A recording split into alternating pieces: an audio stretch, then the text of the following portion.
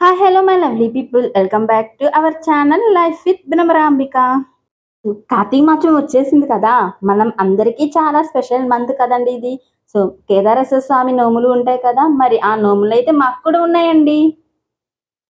ఆ పూజా విధానాన్ని మేము ఎలా చేసుకున్నాము, ఏ విధంగా చేసుకున్నాము, అందరికీ రాసి నోము లెక్క నోము ఉండేది, మాదే నోమో చెప్పేస్తాను. స్వామివారి పూజని సింపుల్ గా చేసేసుకున్నామండి. ఇంకా హంగు ఆర్భాటం ఏమీ లేకుండా మనస్ఫూర్తిగా ఆ పూజను అయితే చేసేసుకున్నాము. ఇంకా ఉపవాసం కాబట్టి భోజనానికి లైట్ గా పప్పు, పచ్చడి, సాంబార్ చేసేసుకున్నాము. ఇంకా దేవుడికి అంటారా, దేవుడికి ప్రసాదంగా గారెలు, సజ్జలు, కొంచెం పులిహోర, పొంగలి కూడా చేసేసుకున్నాం. అలా ఇంట్లో డివోషనల్ వైపుతో మార్నింగ్ అంతా బిజీ బిజీ అయిపోయాం, గడిచింది. అండ్ మార్నింగ్ అంతా గడిచింది, నైట్ కదా మనం పూజ చేసుకునేది. ఇంక ఇక్కడైతే మా మమ్మీ అయితే ఇట్లా దేవుడికి అలంకారం రెడీ చేసేసుకుంటున్నారు, పీట మీద ముగ్గు వేసేసుకొని.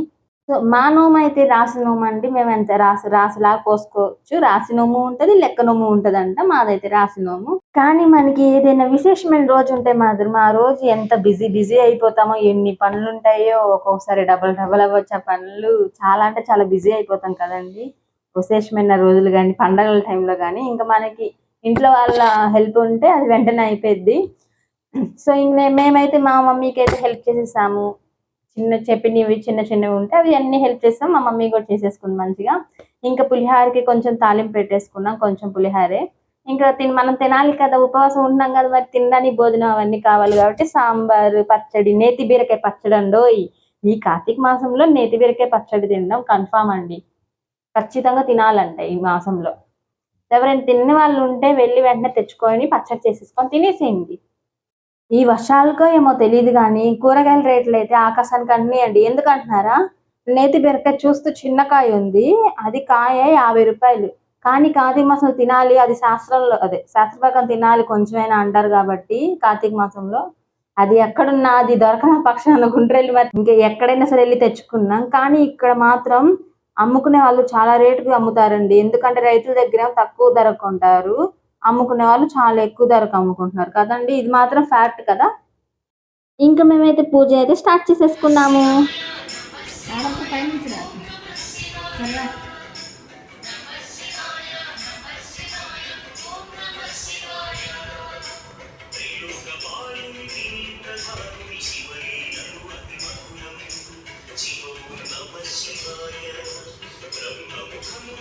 ఇంకా కొంతమందికి అయితే లెక్క నోము, రాసి నోము, బూరెల నోము, సజ్జబూరెల నోము, అవన్నీ ఇవన్నీ ఉంటాయంట.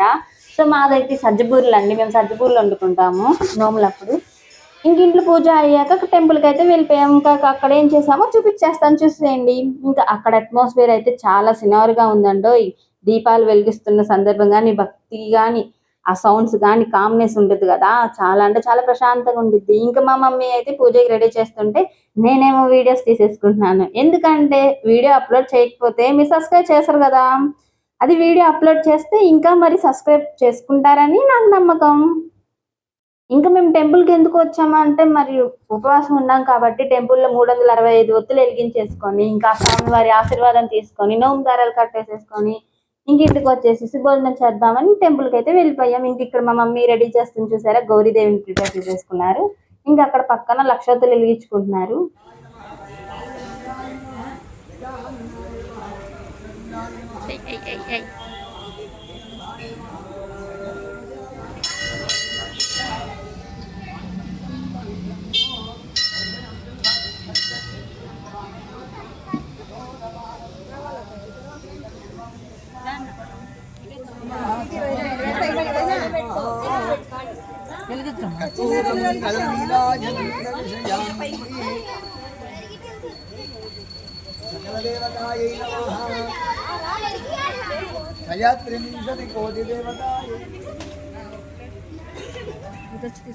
ఇంకా మా పూజ అయితే ఇక్కడ టెంపుల్లో అయితే కంప్లీట్ అయిపోయింది. ఇంకా మనం శివయ్య ఆశీర్వాదం తీసుకోవాల్సిందే ఉంది.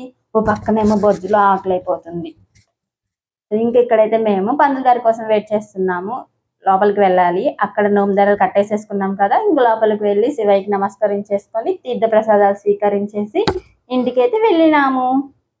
ఇదిగోండి లక్ష ఒత్తులు వెలిగించేసేసారు కదా, సో అది కూడా మీకు వీడియో చిన్న బిట్ తీసేసుకున్నాను లక్ష ఒత్తులది.